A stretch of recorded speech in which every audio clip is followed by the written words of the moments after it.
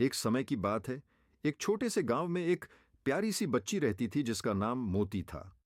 मोती एक बहुत ही खुशमिजाज और साहसी बच्ची थी। वह हर रोज जंगल में खेलने जाती और वहां के पेड़ों, फूलों और जानवरों से दोस्ती करती। एक दिन मोती ने सुना कि जंगल के पास एक पुरानी गुफा है जहां एक खजाना छिपा हुआ है। खजाने की बात सुनकर मोती का मन बहुत खुश हो गया। उसने ठान लिया कि वह इस खजाने को ढूंढेगी। मोती अपनी छोटी सी टोकरी में कुछ खाना और पानी रखकर गुफा की ओर चल पड़ी।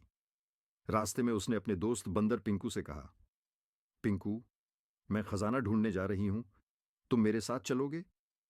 पिंकू ने कहा, मोती, मैं डरपोक हूं लेकिन तुम अकेली मत जाना, मैं तुम्हारे साथ चलता हूं। मोती और पिंकू मिलकर जंगल की गहरी राहों में चलने लगे। रास्ते में उन्हें एक बड़ा सा नदी मिला। मोती थोड़ा डर गई लेकिन पिंकू ने हिम्मत दी। हम इसे पार कर सकते हैं, पिंकू ने कहा।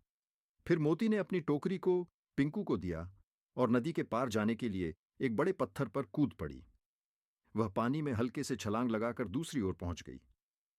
पिंकू भी उसे देखता रहा और बाद में पुल की तरह एक झूला बना दिया।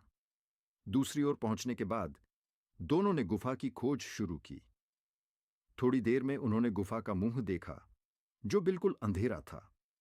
मोती थोड़ी डरी लेकिन फिर उसने सोचा, जो भी हो मैं हार नहीं मानूंगी, और दोनों गुफा में घुसे। गुफा के अंदर जाने पर उन्हें एक चमचमाता खजाना दिखा, लेकिन खजाने के पास एक बड़ा और डरावना अजगर सो रहा था। मोती ने सोचा, अगर हम चुपके से खजाना ले लें तो अजगर नहीं जागेगा।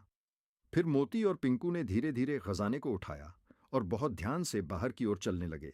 जैसे ही वे बाहर आए, अजगर जाग गया, लेकिन तब तक मोती और पिंकू सुरक्षित जंगल के बाहर पहुंच चुके थे। गांव में लौटते हुए मोती और पिंकू ने सबको बताया कि खजाना तो सच्चे दोस्तों और साहस में है। गांव के लोग भी मोती और पिंकू की बहादुरी को देखकर बहुत खुश हुए।